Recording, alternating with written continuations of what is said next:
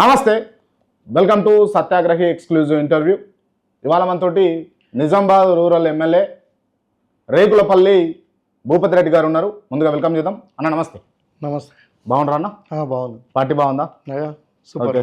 ఎట్లా నడుస్తున్నాయన్న అసెంబ్లీ సమావేశాలు? దేని గురించి పెడతా ఉన్నారు ఎక్కువగా? మీ ఉద్దేశం దేని గురించి అంటే ఇప్పుడు వింటర్ సెషను తెలంగాణ తల్లి అంటే తెలంగాణ తల్లిలాగానే మన తెలంగాణ సామాన్య ఆడపడుచులాగా ఉండాలన్న ఉద్దేశంతో మరి అంటే ఈ మట్టల కానుండి బొట్టు వరకు మొత్తం వేషధారణ కానీ బట్టలు చీర అవన్నీ కూడా అంటే గాజుల కానుండి అన్నీ కూడా జాగ్రత్తలు తీసుకొని ఇంకా రేపు ఎల్లుండి లెజిస్లేటర్స్ అందరు కూడా ఈ ఓరియంటేషన్ క్లాసెస్ ఉన్నాయి.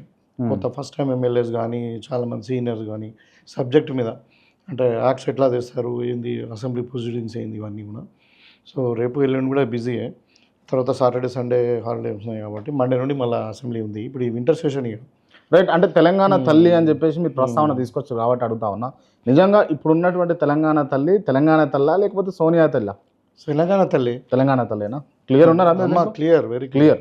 అంటే కిరీటం తీయాలి లేకపోతే చేతిలో బతుకమ్మ తీయాలి, తెలంగాణ సంస్కృతి మీద దెబ్బ కొట్టాలని ఎందుకు చూసిరనంటే తెలంగాణ సంస్కృతి ఇదే. తెలంగాణ సంస్కృతి అంటే ఆకుపచ్చ, తెలంగాణలో ఆకుపచ్చ చీర, తర్వాత బంగారం రంగు అంచుతోని, మరియు తెలంగాణ అంటేనే ఉద్యమాల గడ్డ, తిరుగుబాటు, మళ్ళీ అంటే ఇప్పుడు సాయుధ పోరాటం కానుండి మరి ఎర్ర రంగు జాకెట్, తర్వాత ఇదంతా బొట్టు, ఈ కమ్మలు, ఇవన్నీ మొట్టెలు ఉంటాయి కదా, అవి ఏమంటారు.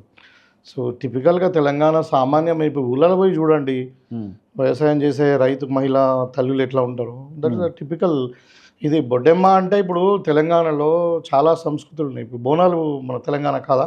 అవును. మరి బోనాలను తీసేద్దామా? మీరు పెట్టిరా బోనం ఎత్తుకున్నట్టు? అందుకని బోనాలు వద్దు, బొడ్డెమ్మ వద్దు, రెండు మళ్ళీ అవుతుందని చెప్పేసి తెలంగాణ వ్యవసాయ రంగానికి సంబంధించిన ప్రధాన పంటలను పెడుతూ మళ్ళీ తల్లి కాబట్టి అభయం ఇస్తుంది కదా. అంటే చేయి గుర్తును రిప్రజెంట్ చేయడానికి వాళ్ళు ఎవడో మాట్లాడుతుంటాడు టీఆర్ఎస్ వాళ్ళు, బీజేపీ వాళ్ళు, అది పెద్ద వాళ్ళు దీన్ని అన్వయించుకుంటే దాన్ని అన్వయించుకొని మాకు పెద్ద సంబంధం లేదు. దాన్ని మేము ఏమంటున్నాం, తల్లి అన్నప్పుడు అభయస్థం ఇస్తుంది కదా, దీవెనలు. తల్లి అంటే ప్రేమిస్తుంది, దేవత అంటేనేమో గుళ్ళే ఉంటుంది, దీవిస్తుంది. దేవత గుళ్ళే ఉండాలా, తల్లి ఏమో ఇంట్లో ఉండాలి. అందుకని తెలంగాణ అంటే ఈ డైలాగ్ కాంగ్రెస్ పార్టీ నాయకులు అందరు నేర్చుకురానా? నేర్చుకుంటే కాదు, ఉన్నదే కదా. కాంగ్రెస్ ఇచ్చిందే తెలంగాణ కాంగ్రెస్ కదా. అంటే డైలాగ్స్ గురించి అడుగుతున్నా నేను. ఏం డైలాగ్స్ అంటే తల్లి ఏమో గుండెల్లో 100% కదా. మీరు గుండెలో గుడిలో ఉంటుంది, అట్లా ఒప్పుకోరా మీరు? ఒప్పుకుంటాము, కానీ అంటే పర్టికులర్గా ఎందుకు అనువాదించి చెప్తా ఉన్నారండి? అనువాది అంటే వాళ్ళు ఏదో తెలంగాణ దేవత అని అన్నారు, కిరీటాలు పెట్టిండ్రు. మేము దేనికి వ్యతిరేకం కాదు. అది కేసీఆర్ వాళ్ళ ఉద్యమం టైంలో ఒక క్రియేటివిటీని పెట్టి వాళ్ళ పార్టీకి అనుసంధానంగా టీఆర్ఎస్ భవన్లో పెట్టుకున్నారు. ఓకే, సరే, భావవ్యాప్తికి పనిచేసింది అది. కానీ మరి 10 సంవత్సరాల నుండి తెలంగాణ తల్లి విగ్రహాన్ని ఎందుకు పెట్టలేదు? ఎక్కడ మరి అధికారికంగా దాన్ని అనువదించలేదు కదా. అంటే వాళ్ళకి అది ఉద్దేశం కూడా లేదు, తెలంగాణ తల్లిని గౌరవించాలనే ఉద్దేశం కూడా లేదు. ఇప్పుడు ఇలా పెడతా ఉంటే ఏదో వాళ్ళ అస్తిత్వం అంటే ఏదో వాళ్ళ జాగిర అనుకున్నారు తెలంగాణ, ఇలా పోయింది కాబట్టి అరే మాది చరిత్రలో మాది పేరు లేకుండా చేస్తారు. మీరు బీఆర్ఎస్ పార్టీ నుంచి వచ్చి బీఆర్ఎస్ ను విమర్శిస్తారంటే ఏ రకంగా చూడొచ్చు దీన్ని? 100%. ఎందుకంటే బీఆర్ఎస్లో నేను బీఆర్ఎస్లో లేను, టీఆర్ఎస్లో ఉన్నా. అప్పుడే తెలంగాణ ఉద్యమ పార్టీ. దాంట్లో ఎందుకు వచ్చినామంటే తెలంగాణకు మనకు అన్యాయం జరుగుతుంది, అదేదో ఇప్పుడు ఉంది కదా నీళ్లు నిధులు నియామకాల గురించి 100% మేము ఉద్యమం చేసినాం. అక్కడ ఉద్యమకారులకు అన్యాయం జరిగింది. అందరినీ కూడా ఒక లెక్క చెప్తా, ఒక 50 మంది పేర్లు చెప్తారు. మొత్తం ఉద్యమకారులను సర్వనాశనం చేసి తెలంగాణ ద్రోహులను తీసుకొచ్చి వాళ్ళు చేసింది ఏంది? ఇప్పుడు మనం అనుకున్నాం, మన ట్యాగ్ లైన్ ఏంటిది? తెలంగాణ వచ్చిన తర్వాత నీళ్లు రాలే, తెలంగాణకు వచ్చినాయా? ఇప్పుడు చూస్తున్నాం మన కాళేశ్వరం కూలిపోయింది. నిధులు అన్నారు, అది మెగా కృష్ణారెడ్డికి, కేసీఆర్ ఫ్యామిలీకే పోయింది. కాళేశ్వరం మొత్తం కూలినా, ఒక మేడిగడ్డ బ్యారేజ్ మొత్తం పోయింది. 3 బ్యారేజ్లు పోయినాయి. ఇప్పుడు మీరు డ్యామ్ సేఫ్టీ అథారిటీ వాళ్ళ రిపోర్ట్ చూడండి, ఎక్కడైనా ఇప్పుడు 3 డ్యామ్లలో నీళ్ళు ఉంచిరా? ఉంచొద్దని చెప్పారు. అన్నారం పోయింది, సుందిల్లా పోయింది, అన్ని పోయినాయి. ఇప్పుడు ఇక నీళ్ళు పెడితే ఇస్తారు, ఆయన కొట్టుకపోయేది. సో నీళ్లు రాలేదు, నిధులు దుర్వినియోగమైనాయి, పిల్లలకు ఉద్యోగాలు రాలేదు. కాబట్టి ఇప్పుడు ప్రజలకు ఇచ్చిన వాగ్దానాలు ఏంటిది, మనం పోరాటం చేసింది ఏంటిది అంటే తీసుకొచ్చి మళ్ళీ అందరినీ తెలంగాణ ద్రోహులను జమ చేసుకుంటే డెఫినెట్ దేని దానికే తెలంగాణ. మీరు టీఆర్ఎస్ నుంచి బయటికి రావడానికి అసలైన కారణం ఏందన్నా? కారణం ఏంది? ఇప్పుడు తెలంగాణ వచ్చింది 2014లో, నేను టీఆర్ఎస్కి వెళ్ళి బయటకు వచ్చింది 2018లో. సో ఈ 4 సంవత్సరాలలో తెలంగాణలో ముఖ్యమంత్రి కేసీఆర్ అయిన తర్వాత వాళ్ళ ఫ్యామిలీ యొక్క రాజ్యం కానీ, ఆ అరాచకాలు, మొత్తం కుటుంబమే అయ్యా కొడుకు ఏమంటారు బిడ్డ అల్లుడు సడకుని కొడుకు ఇక వాళ్ళదే అది గడిల రాజ్యము మొత్తము ఫ్యూడలిస్టిక్ పాలన. ఎవరిని రానిచ్చిరు, ఎవరిని కలిసిరు, మంత్రులనే పాప మహమదర్సి లాంటి వాళ్ళను ఈటల లాంటి వాళ్ళను గేట్ దగ్గరికి వెళ్ళి బయట పంపిరు. మాకైతే ఇంటర్వ్యూలే లేవు. సో అలాంటిది కది కాదు కదా ప్రజలు కోరుకునేది. మరి ఇప్పుడు ధర్నా చౌక్ బంద్ చేసిరి అంటే ఇప్పుడు మనం ఏం కోరుకున్నాము? స్వేచ్ఛ, ఒక అభివృద్ధి ఒకటే కాదు కదా. మన తెలంగాణ పోరాటం జరిగింది యాక్చువల్లీ మనం నీళ్లు నిధులు నియామకాలు అంటున్నాం, ఇది ఒక ట్రాగ్లైన్ అయినప్పటికీ ఇది మన భాష యాస మన సంస్కృతి మన అంటే ఇప్పుడు ఏమంటారు దీని అస్తిత్వ పోరాటం కిందనే మారింది. ఇది మనకు సెల్ఫ్ రెస్పెక్ట్ కావాలా, ఇన్సల్ట్ చేసిన ఆంధ్రులు. మరి అది లేదు కదా. నీకు తెలంగాణ వచ్చినా కూడా ఇవాళ తెలంగాణ బాధలకు అందరూ కూడా తెలంగాణ బిడ్డలకై నీకు రెస్పెక్ట్ లేదు. ఎవరికి ఇచ్చిండ్రు? తెలంగాణ ఉద్యమకారులకు చెప్పండి. గద్దర్ గారికి ఇచ్చినా, అందశ్రీకి ఇచ్చినా, గూడ అంజయ్య గారికి ఇచ్చినా, ఎవరికి ఇచ్చిండ్రు వీళ్ళు? అంటే ఎవరికి గౌరవం ఇచ్చిండ్రు? ఎవరికి ఇవ్వలేదు. తెలంగాణ ఉద్యమకారులకు ఇవ్వలే, జర్నలిస్టులకు ఇవ్వలేదు, తెలంగాణ ఉద్యమకారులు చనిపోయిన పిల్లలకు వాళ్ళ కుటుంబాలకు. ఇప్పుడు మీరు ఎంతమంది ఉద్యమకారులను గుర్తించారనా? కాంగ్రెస్ ప్రభుత్వము ఎంతమంది ఉద్యమకారులను గుర్తించారు? అవును, ఇప్పుడు దానికి ఆల్రెడీ నడుస్తుంది. 800 మందిని టీఆర్ఎస్ వాళ్ళు గుర్తించారు. ఇంకా కొంతమంది ఉన్నారు. వాళ్ళకు కూడా ఇప్పుడు ఏమంటున్నాం, మనం గుర్తించిన తర్వాత వాళ్ళకి ఇంకా 250 గజాల భూమి, వాళ్ళకి ఇంటికి ఒక ఉద్యోగం ఇస్తామని అనుకుంటారు. అది ఇంకా నడుస్తుంది ప్రాసెస్. అమరవీరుల సంగతి అది అమరవీరులకే. ఉద్యమకారులు అంటే బతుకున్న వాళ్ళ గురించి మాట్లాడుతున్నా. అంటే అమరవీరులు 1400 మంది అమరవీరులు అయ్యారు కదా, వాళ్ళ కుటుంబాలకు న్యాయం చేస్తారు. వాళ్ళందరూ కూడా 250 గజాల భూమి వాళ్ళ కుటుంబంలో ఉద్యోగం ఇస్తామని చెప్పినాము. మళ్ళీ వాళ్ళ కుటుంబాలకు కూడా 25,000 రూపాయలు సంవత్సరానికి మనము ఎక్స్గ్రేషియా ఇస్తామని చెప్పిన, అంటే పెన్షన్ టైప్ అట్లా. అది ఇప్పుడు ఇవాళ మీరు చూసిండ్రు గూడ అంజయ్య గారు కానీ, గద్దర్ గారు కానీ, మరి అందశ్రీ గారికి వీళ్ళందరూ కూడా నిన్న సన్మానించుకున్నాం. వాళ్ళందరినీ కూడా 1 కోటి రూపాయలు ఆర్థిక సాయం చేసి వాళ్ళకు 300 గజాలు 4th సిటీలో ఇచ్చినాం ల్యాండ్ కూడా. రైట్ అన్న. గతంలో కేసీఆర్ అమరవీరుల స్మారక స్తూపం కట్టినప్పుడు అది ఓపెన్ చేస్తలేరు, ఏం చేస్తారు, వాళ్ళకి బోనిస్తలేరు, రాణిస్తలేరు అని గోడలు దుంకే ప్రయత్నం చేసిరు కదా. మీరు అధికారంలోకి వచ్చి సంవత్సర కాలం పూర్తయింది, ఇప్పటి వరకు కూడా దాన్ని ఓపెన్ చేయలేదు, ఎందుకు? దాంట్లో చాలా లోపాలు ఉన్నాయి. అంత కరప్షన్ జరిగింది, సరిగ్గా కట్టలేదని ఉంది. దాని మీద ఎంక్వైరీ నడుస్తూ ఉంది. అర్థమైంది. దాంట్లో కూడా అవినీతి జరిగిందని.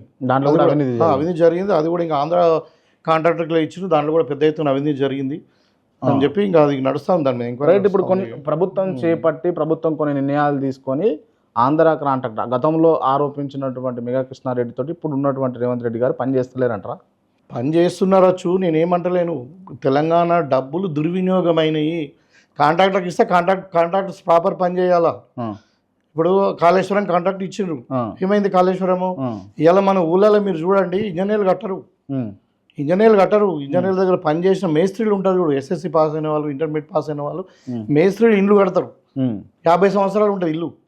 మరి ఇలా పెద్ద ఇంజనీర్ అనుకొని దునియాలో ఓడలేడు, నేనే మునగాని అని చెప్పి ఈ కేసీఆర్ మెగా కృష్ణారెడ్డికి కాంట్రాక్ట్ ఇచ్చింది కదా. ఇప్పుడు అంతా ఇంజనీర్లను పెట్టి వాగా మేఘమాల కట్టి ఏమైంది మరి? ఇలా మీరు చూడండి కాంగ్రెస్ పార్టీ.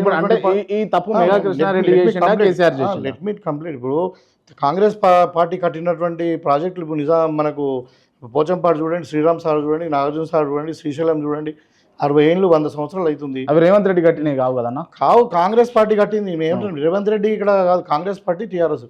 ఇప్పుడు అదే కేసీఆర్ చెప్పిండు నేను పెద్ద కాళేశ్వరం కట్టినాను, అదే చెప్తాను. కాళేశ్వరం కుంగిపోయింది ఇవాళ, ఇంజనీర్లు కట్టింది. ఇవాళ నేను చెప్తా ఉన్నా, ఒక ఇల్లు కడతారు ఒక వ్యక్తి ఇల్లు కడతాడు, నేను కట్టినా లేకుండా మా నాన్న కట్టినా అని చెప్తాడు. ఇవాళ కేసీఆర్ చెప్పమని దమ్ముందా? ఆయన ఏమంటుండు, ఇంజనీర్లు కట్టినారు నేను కట్టలే అంటుడు. ఓన్ చేసుకోలేకపోతారు. అంటే కాళేశ్వరం కూలిపోయింది కాబట్టి ఇలా మేము కట్టలే, మా తప్పు కాదు, ఇంజనీర్లు తప్పు చేసినా మాట్లాడుతుంది. అరే నిజంగా మీరు అనుకుంటున్నట్టే మాట్లాడితే, ఓ ఇల్లు కట్టినప్పుడు ఆ ఇల్లు కూలిపోయింది అనుకోండి, ఆ నాసిరకం కాంట్రాక్ట్ ఇచ్చినాము, పోయి కాంట్రాక్టర్ని అడుగుతాము, పోయి ఆ కొడుకు తండ్రిని కొడతాడు. గవర్నమెంట్ ఏం చేస్తున్నది? నాసిరకం కాంట్రాక్ట్ పని చేస్తే నువ్వేం చేస్తున్నావు? గవర్నమెంట్ డ్యూటీ కదా, సూపర్విజన్ లేదా, దానికి క్వాలిటీ కంట్రోల్ లేదా, వాళ్ళకి విజిలెన్స్ లేదా? ఉంది కదా.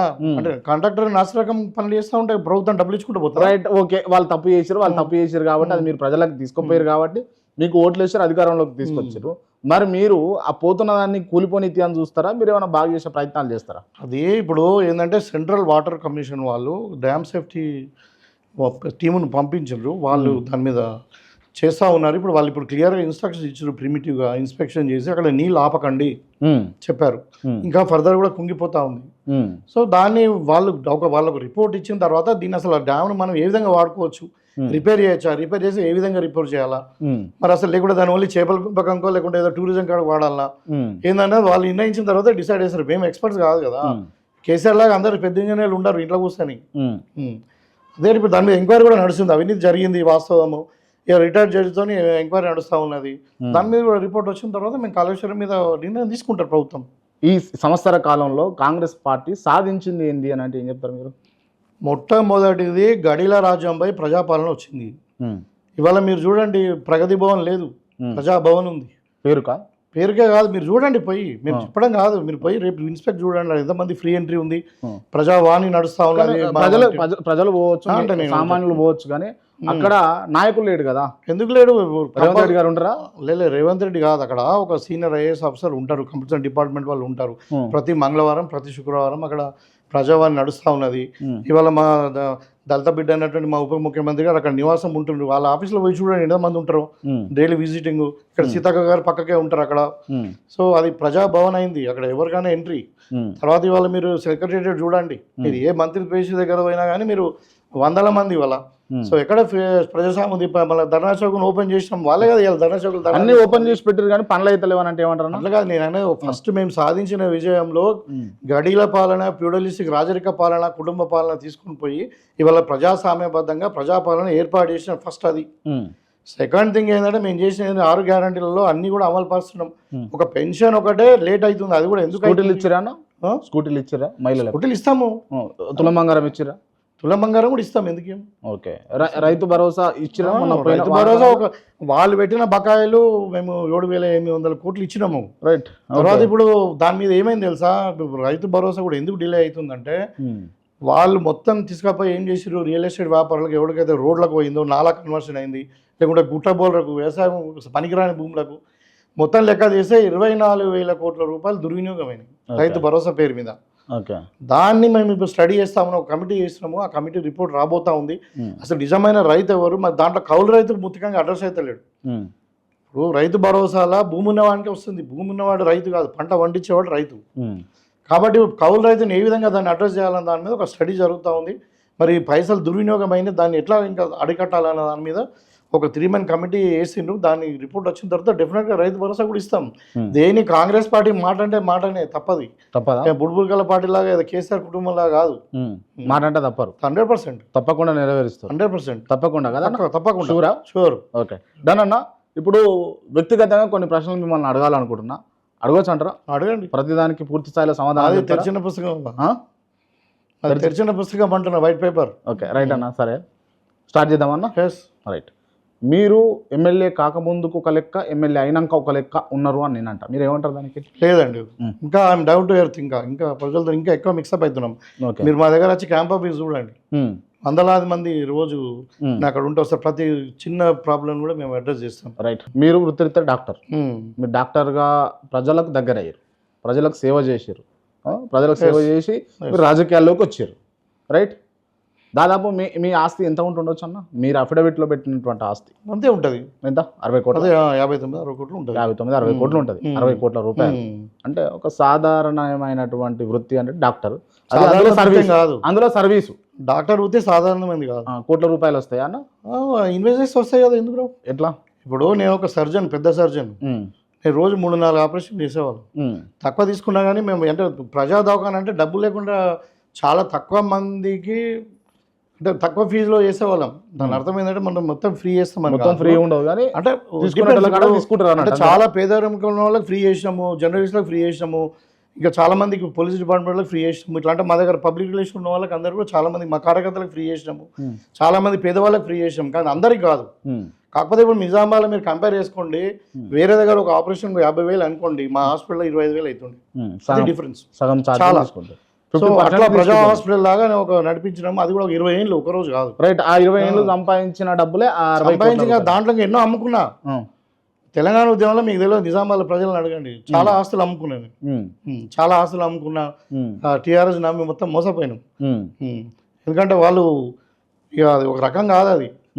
రైట్. ఓకే. అంటే కేవలం మీ పేరు మీద స్వచ్ఛందంగా మీరు అఫిడవిట్లో పెట్టినటువంటి డబ్బులే, ఆస్తులే 60 కోట్ల రూపాయలు. అంటే మీ బినామీల పేరు మీద ఎన్ని ఉండొచ్చు? బినామీలు లేరు, మాకు ఉండరు. బినామీలు లేరు. బినామీ స్పెల్లింగే తెలియదు కావచ్చు. అసలు లేదు, అసలు తెలియదు. లేరా అన్న? ఆస్తులు అమ్ముకున్నా అని చెప్తున్నాను. ఇంకా బినామీలు ఎక్కడి? అసలు అమ్ముకురా ఇట్లా ఇంటర్వ్యూ జరుగుతున్నప్పుడు చెప్పొచ్చు. చెప్పుడు ఎంక్వైరీ చేసుకోండి. మీరు ఎంక్వైరీ చేసుకోండి, నిజాం చేసుకోండి మీరు. నిజామాబాద్లో ఎన్ని సైట్లు అమ్మినో నేను తెలంగాణ ఉద్యమంలో. మీకు బాజిరెడ్డి గోవర్ధన్ గారికి ఎక్కడ చెడింది అని అంటే ఆయన వాడంట, నేను వాడు ఒక విధవ, వాడు ఒక గోవర్ధన్ విధవ అని అన్నారా మీరు? గోవర్ధన్ అని అనను, ఎందుకంటే is not at all respectable person. ఎందుకంటే ఇక మొత్తం రౌడీ గూండా, వానికి చదువు రాదు, వాడు తెలంగాణ ద్రోహి. అర్థమైందా? అసలు ఇక ఒక రకం లేదు, వానికి లక్షణాలన్నీ అవలక్షణాలే. కాబట్టి నాలంటే అంత సొగసి పని చేయలేము. నేను కేసీఆర్ మా ఇంటికి వచ్చిండు, ఆయనకు టికెట్ ఇచ్చినాం 2014లో. నేను నాకు టికెట్ వస్తే అప్పుడు కేసీఆర్ చెప్పిండు కదా, తెలంగాణ వచ్చింది మొదలు మనకు టీఆర్ఎస్ ఉద్యమం రావాలా, మనకు ఉద్యమ పార్టీ అధికారంలో రావాలని చెప్పి. మరి అప్పుడు కవిత గెలవాలా, కవిత ఎంపీ ఉందని చెప్తే మేము కేసీఆర్ మాట మీద గౌరవంతో నేను ఆయన కొరకు పనిచేసిన. ఆయనకు ఊళ్ళ పేర్లు తెలియదు, కొత్తగా అది కాన్స్టిట్యున్సీ, ఒక మండలం ఆయనది అంతే. 7 మండలాల్లో 6 మండలాలు కొత్తవి. నేను దగ్గరుండి దగ్గరుండి నామినేషన్ గెలిపించుకున్నాను. ఎందుకంటే టీఆర్ఎస్లో ఉన్నాము, మరి కేసీఆర్ మీద అప్పుడు కలిసే ఉన్నాం కాబట్టి మా నాయకుడు చెప్పింది వినాలని. సో ఆయన ఏంటంటే గెలిచిన తర్వాత ఇక అన్నీ భూపతి రెడ్డి దగ్గర పోవద్దు, భూపతి రెడ్డి వీలొద్దు, భూపతి రెడ్డికి ఆయన కూడా అప్పుడు నాకు బహిరంగ సభలనే కేసీఆర్ నేను త్యాగం చేసిన టికెట్ అని చెప్పి, నా టికెట్ అది. ఒక తెలంగాణ ఉద్యమకారుని అగౌరవపరచడము అంటే ఇక ఇట్లా చిన్న చూపు చూడడం, వాడికి అవలక్షణాలు ఎన్ని ఉన్నాయంటే పరమ దరిద్రుడు. ఎవరు? ఆయన గోవర్ధన్. అందుకనే డిఫరెన్స్ అయినా అంటున్నాను. మాకు ఈగో ఉంటుంది కదా, అసలు ఉదయవాడలో మేము మా టికెట్ నీకు త్యాగం చేసి నా మీద నువ్వు పెద్ద నుంచి ఎలా ఇస్తా అంటే అవును, అన్ని రకాలుగా ఒక రకం కాదంటే ఇప్పుడు తొక్కడం అంటే రాజకీయంగానే కాదండి, we need a self respect కదా. అట్లా ఏదో హేళన చూడడం, ఏదో వాడు ఏదో సాధించినట్టు అంటే. లేకపోతే అంటే బాజిరెడ్డి గోవర్ధన్ ఉంటే రాజకీయ భవిష్యత్తు ఉండదని మీరు డిఫర్ అయ్యారు ఆయనతో. నేను ఆల్రెడీ ఎమ్మెల్సీనే కదా, నాకు భవిష్యత్తు ఎందుకు ఉండదు? టీఆర్ఎస్ పార్టీ, అదే టీఆర్ఎస్లోనే ఎమ్మెల్సీ అయినా. నాకు ఇంకా 6 ఏళ్ళ టర్మ్ ఉండే, నాకు 3 అట్లా.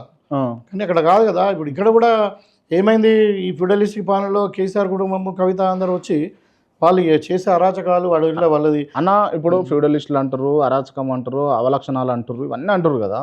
మీరు మొట్టమొదటి నుంచి టీఆర్ఎస్, అప్పుడున్న టీఆర్ఎస్ పార్టీలో మీరు అప్పుడు కవిత ఉన్నది, అప్పుడు కేసీఆర్ ఉన్నాడు, అప్పుడు కేటీఆర్ ఉన్నాడు, అప్పుడు హరీష్ ఉన్నాడు, అప్పుడు సంతోష్ ఉన్నాడు. అదే డిఫరెన్స్ మీకు. తెలంగాణ రాకముందు కేసీఆర్, తెలంగాణ వచ్చినాక కేసీఆర్ చూడండి. అర్థమైందా? తెలంగాణ వచ్చినాక మీరు పదవులు కూడా చేసారు దాంట్లో. అందుకే డిఫరెంట్. పదవులు ఎక్కువ రోజులు ఉండలే, నేను 3 ఏళ్ళ పదవి వదిలేసి వచ్చిన. ఫస్ట్ టర్మ్లోనే ఉన్నా నేను. ఆన్ రికార్డ్ నేను చెప్తా ఉన్నాను, తెలంగాణ మొదటి ముఖ్యమంత్రిగా కేసీఆర్ అసలు 65-70 సీట్లతోని టీఆర్ఎస్ కాంగ్రెస్ వాళ్ళు అందరిని కొనుక్కొని, బీజేపీ వాళ్ళు మన ఇక్కడ టీడీపీ వాళ్ళు అందరు కొనుక్కొని 100 మంది ఎమ్మెల్యేలు ఉన్నారు. అంటే భూపతి రెడ్డికి ఈగో ఉంటుంది అని. ఈగో అని కాదు, సెల్ఫ్ రెస్పెక్ట్ ఉండద్దా? ఈగో కాదు అది. అంటే సెల్ఫ్ రెస్పెక్ట్ ఉండద్దా మనిషికి? అదే కదా, ఒక నిజాయితీ పరునికి 100% ఉంటుంది. రైట్ అన్న. ఓకే, మీరు గెలవక ముందుకు బుర్రే మమత అని చెప్పేసి మీ ఏరియాలో చనిపోయినటువంటి వ్యక్తికి మీరు న్యాయం చేస్తామని చెప్పేసి ఎలక్షన్ల ముందు ముచ్చట చెప్పారు. ఎలక్షన్లు అయిపోయినాయి, గెలిచారు, ఎమ్మెల్యేగా ఉన్నారు, సంవత్సర కాలం కూడా గడిచింది. ఆమెను ఆదుకురాను? వాళ్ళ కుటుంబాన్ని ఆదుకున్నాము. అది కేసు వాళ్ళు రీఓపెన్ చేయడానికి ప్రయత్నం చేసినాము. అది ఏంటంటే ఆల్రెడీ దాని మీద ఎంక్వైరీ చేసిందంటే అది ఆల్రెడీ క్లోజ్ అయింది. క్లోజ్ అయితే దాన్ని మళ్ళీ రీఓపెన్ చేయడానికి కూడా చాలా ఇబ్బంది ఉంటుంది, కోర్టు డైరెక్షన్స్ కావాలి, అదంతా ఈజీ లేదు. సో దాన్ని అంతా నలిఫై చేసేసి ఏం చేసారంటే ఒక రాంగ్ ట్రాక్లో పెట్టి ఒక 3rd పర్సన్ ఫిక్స్ చేసారు వాళ్ళు. అప్పుడు గోవర్ధన్ వాళ్ళ అంచరులు చంపినారు. అది వాళ్ళ అప్పుడు ఉన్న సర్పంచ్ వాళ్ళందరూ గోవర్ధన్ వాళ్ళ అంచరులు, మాజీ ఎమ్మెల్యే ఉన్నారు కదా, వాళ్ళ అంచరులు చంపితే మేము ఆమె తరఫున మేము కొట్లాడినాము, ధర్నాలు చేసాము, పోలీస్ స్టేషన్లో అటాక్ చేసాము, అంటే ధర్నా చేసాము, ఎస్పీ దగ్గర పోయినాము, రకరకాల అన్ని విధాలు చేస్తేనే ఆపూర్త ఆ ఇన్వెస్టిగేషన్ అయింది, లేకుండా మొత్తం తొక్కిపెట్టారు. రైట్. అంటే మీరు ఆమె ఏమైనా ఆదుకురా, మాట ఇచ్చారు కదా? ఆదుకున్నాం, వాళ్ళ కుటుంబాన్ని ఆదుకున్నాం. ఎంతవరకు సాయం చేసిరా? ఆర్థిక సాయం ఏమైనా చేసిరా? చెప్పకూడదా? చెప్పినాము, అంటే చేసినాం బాగానే. వాళ్ళని ఆదుకున్నాము, వాళ్ళకి భరోసా ఇచ్చినాము, అన్నీ చేసినాము. ఓకే. అట్లా తర్వాత వాళ్ళ కేసు కూడా రీఓపెన్ చేయడానికి ప్రయత్నం చేస్తే అది కాలేదు.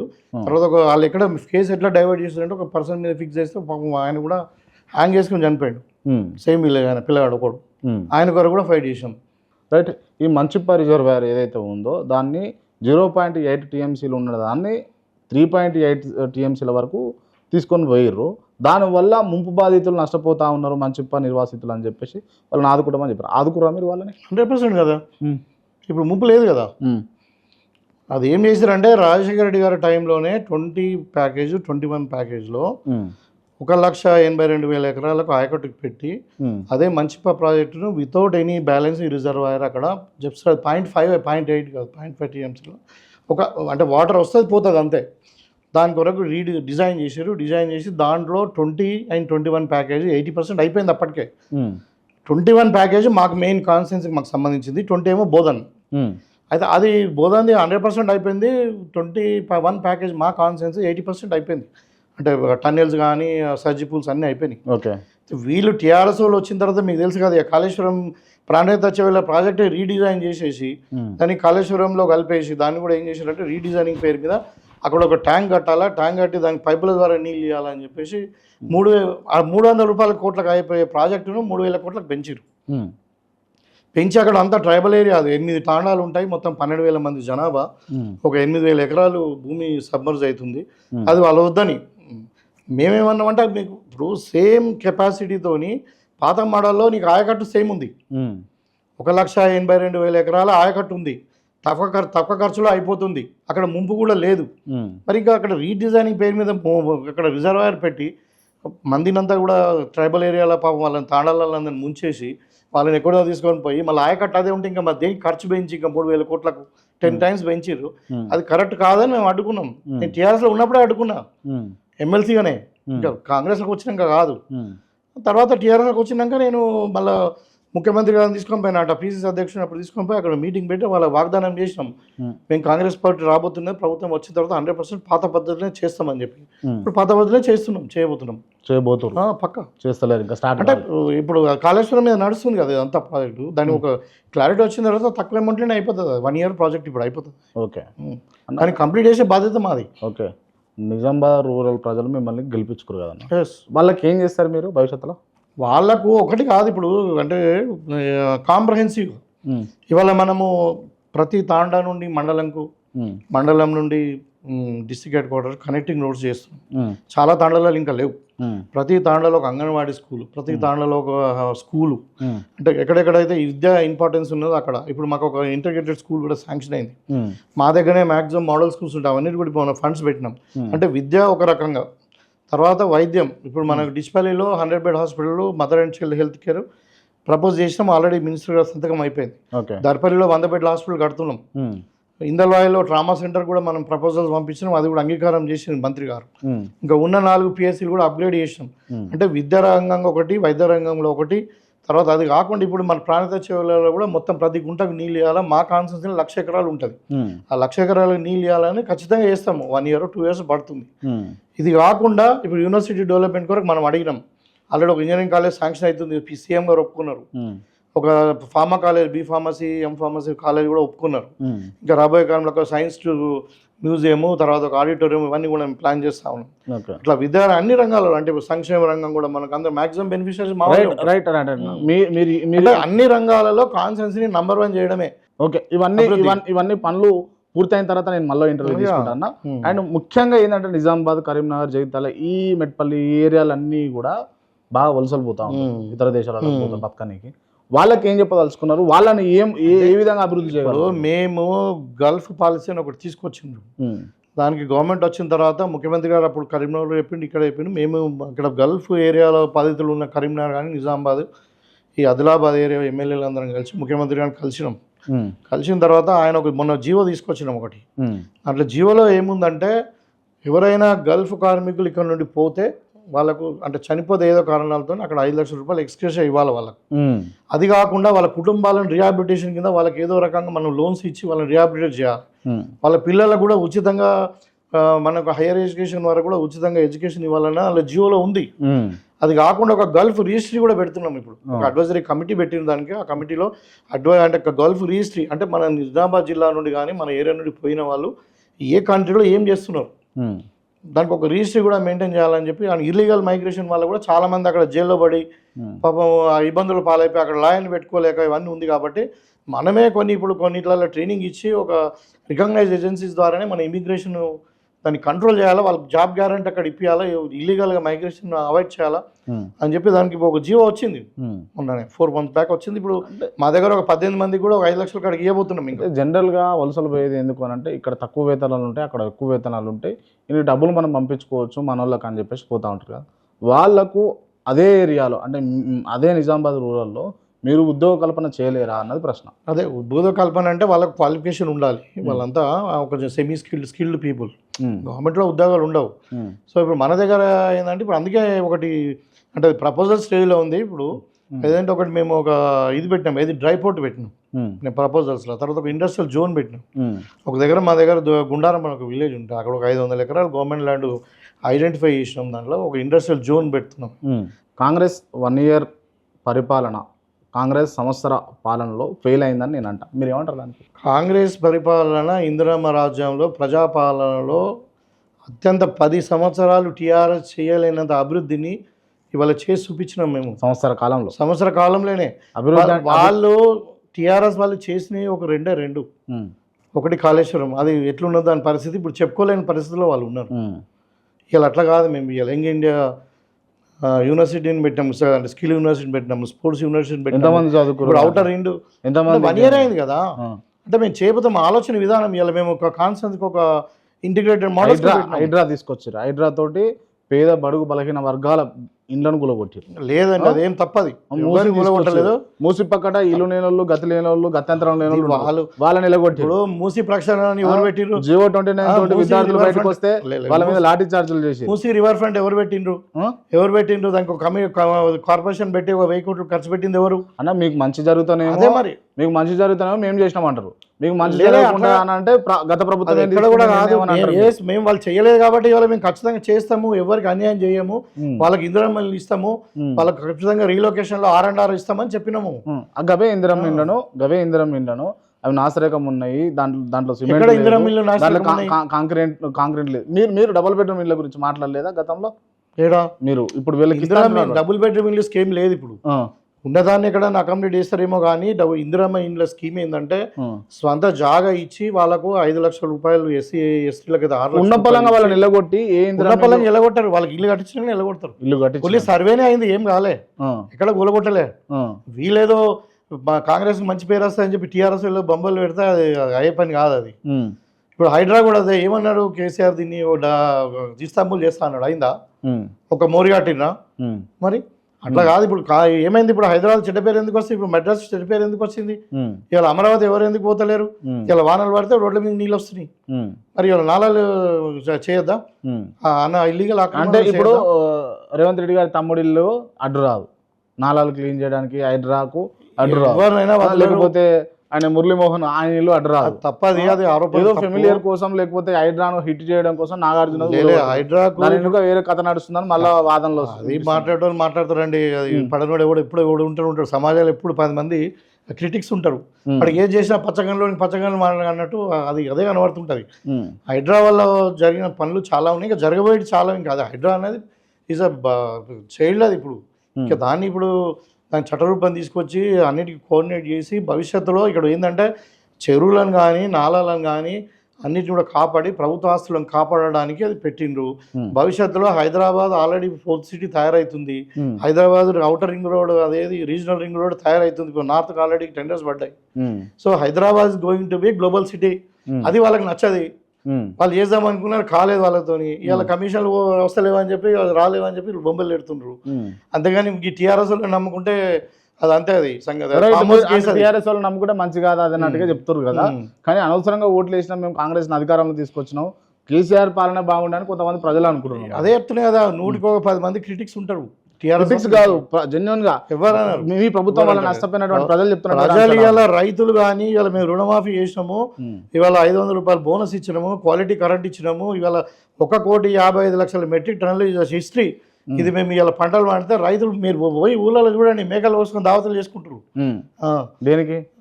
పైసలు వచ్చి నేను ఆనందంతో హ్యాపీతో, రైతులు హ్యాపీ ఉన్నారు, మహిళలు హ్యాపీ ఉన్నారు, యువకులు హ్యాపీ ఉన్నారు, 60,000 ఉద్యోగాలు ఇచ్చినాం. ఇంకెక్కడ అని హ్యాపీ ఉన్నారు. ఉద్యోగం పోయినాడు. ఇప్పుడు టీఆర్ఎస్ వాళ్ళకి ఉద్యోగం పోయింది కదా, వాళ్ళు కొడుతుంటారు. అంటే ఇప్పుడు ఉద్యోగాలు అంటే మీరు నోటిఫికేషన్లు ఇచ్చి, మీరు ఎగ్జామ్లు పెట్టి, మీరు జాయిన్ చేయించారా, మీరు రిక్వైర్ చేసి వాళ్ళు ఇచ్చారా నోటిఫికేషన్? గ్రూప్ 3 కారణం మొత్తం మేము ఇచ్చినాం 53,000 మరి నోటిఫికేషన్ గ్రూప్ 1 కూడా నోటిఫికేషన్. మీరు 6 గ్యారంటీల్లో పెట్టినటువంటి ఉద్యోగాలు ఎన్ని ఇస్తామన్నారు సంవత్సర కాలానికి? సంవత్సరానికి అనలేదు, మొత్తం ఖాళీలు 2 లక్షలు ఉన్నాయి, 2 లక్షలు ఫిలప్ చేస్తామని చెప్పినాము. సంవత్సరానికి అనలేదు మీరు. సంవత్సరానికి అనలేదు, జాబ్ క్యాలెండర్ ఇస్తామని చెప్పినాము. జాబ్ క్యాలెండర్ ఇవాళ this the only Telangana state in the country job calendar issue చేసి టైంకి ఎగ్జామ్ పెడతామని. మీ టీఎస్పీఎస్ ఎట్లుండే, పేపర్లు అమ్ముకున్నారు పిల్లల ఎగ్జామ్. ఇలా ప్రక్షాళన చేసి ఇవాళ మొత్తం ఆ బోర్డును రద్దు చేసి కొత్త వాళ్ళని పెడితే ఇవాళ ఎగ్జామ్ అవుతుంది. ఇలా ఆ ఎగ్జామ్లు పెడితే కూడా ఇలా అడ్డుకుంటారు దుర్మార్గులు. ఇప్పుడు తెలంగాణ ఎక్కడ పోయింది, వెనక పోయింది, ఉన్నది నిరుద్యోగం పెరిగింది, అప్పులు అయిపోయినాయి 7 లక్షల కోట్లు, ఫామ్ హౌస్లు వచ్చినాయి అంతే. మరి గాల మాటలు వింటే ఉద్యోగాలు పోయినాడు డెఫినెట్ ఏడుస్తాడు, ఏడకుండా ఏం చేస్తాడు? ఇలా కేసీఆర్ ఫ్యామిలీ మొత్తం ఉద్యోగాలు పోయినాయి కాబట్టి ఏడుస్తారు, వాళ్ళు ఏడిపిస్తారు. ఇవాళ మనం చూసాం కదా, గ్రూప్ 1 ఎగ్జామ్ వద్దని చెప్పి పెట్టిన దాంట్లో ఎవరు ఉన్నారు? ఎగ్జామ్ రాయని వాళ్ళు టీఆర్ఎస్ మనుషులు ఉన్నారు, అలా కిరాయి మనుషులు. మరి ఇప్పుడు ఆ కిరాయి మనుషులే మీకు ఓట్లు వేయమని చెప్పేసి తిరిగిరు మీకు గతంలో. కిరాయి మనుషులు, టీఆర్ఎస్ కిరాయి మనుషులు, కిరాయి మనుషులు అని కొందరు పేర్లు స్పెసిఫిక్ గా తీసుకురో వాళ్ళు రేవంత్ రెడ్డి కోటేయండి, కేసీఆర్ గద్దెదించండి అని చెప్పేసి వాళ్ళు బస్సులు కట్టుకొని తిరిగినటువంటి విద్యార్థులు. మేము ఇప్పుడు కిరాయి మనుషులు ఉంటారు, మాకు ప్రజలతోనే పని, ప్రజలే మాకు ఓట్లు వేసిర్రు. క్యాడర్ పని చేసింది, మా కాంగ్రెస్ పార్టీ క్యాడర్ లేదా, లక్షల మంది క్యాడర్ ఉన్నారు. రైట్, ఫైనల్ గా అంటే గుండె మీద చేసుకొని చెప్పండి అన్న, నిజంగా కాంగ్రెస్ పరిపాలన బాగుందా బాగాలేదా? సార్ 100% చరిత్ర నిలవబోతుంది. ఇవాళ తెలంగాణ తల్లిని ఏర్పాటు చేసుకున్నాము, ఇలా తెలంగాణ సంస్కృతిని కాపాడుతున్నాము. Telangana is rising Telangana. Okay, number 1 it is going to be in the country in the future. Okay, right, okay అన్న, థ్యాంక్ యూ సో మచ్.